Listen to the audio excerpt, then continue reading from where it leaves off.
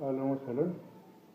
اليوم نطرقوا لهذا الموضوع ديال الميكانيزم، كيفاش تركب في لي طواليت الروميه. نشوفوا العلبه اشنو فيها،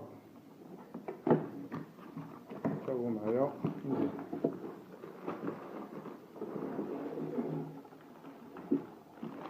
العلبه فيها دائما كتاب ديالو كيفاش يركب،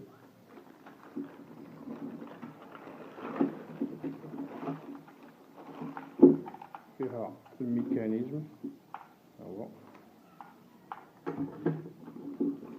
فيها الفلوتر، هو فيها لي بوسوار جوج، الميني والماكس، وفيها الفيكساسيون ديال الريزرفوار، وفيها السيلونسيو،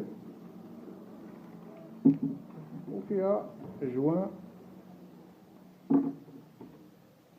شوفوا الطريقة. أول حاجة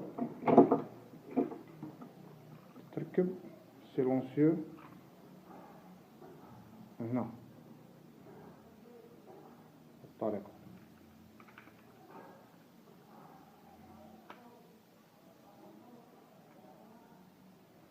هكا. تحيد الميكرو،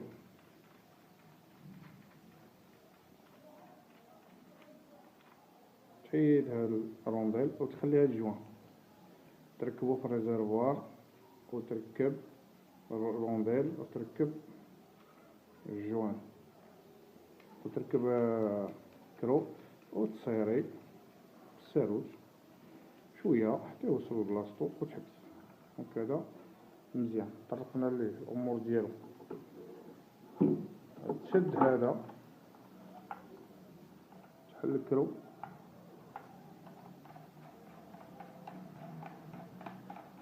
بطريقة سهلة جدا. تحيد الرونديل،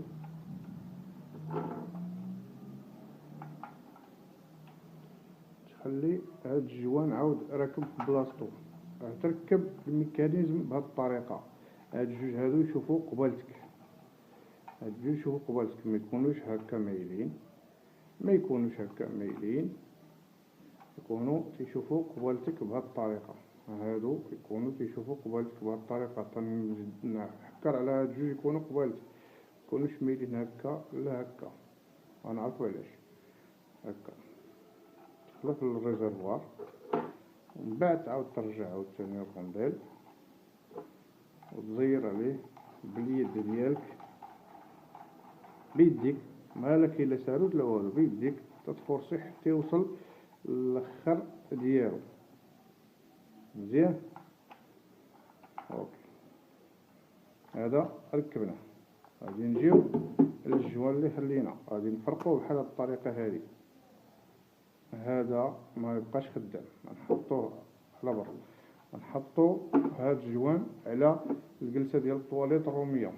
الريزرفوار ركبنا فيه هذا، نحطو هذا كي قلنا بهاد الطريقة هادي. هو اصلا غيجينا بهاد الطريقة كيف زيرنا قبيل. وهادي نركبو هادو في البلايص ديالهم، القابي ديالهم. نحلو الكرو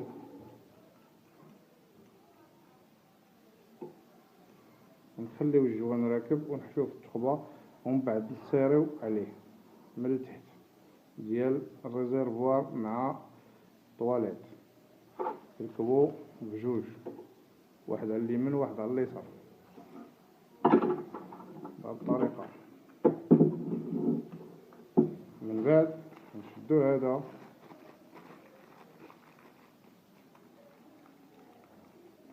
اللي هو البوسوار، وهادي نحلو هاد الكرو. هو حليناه.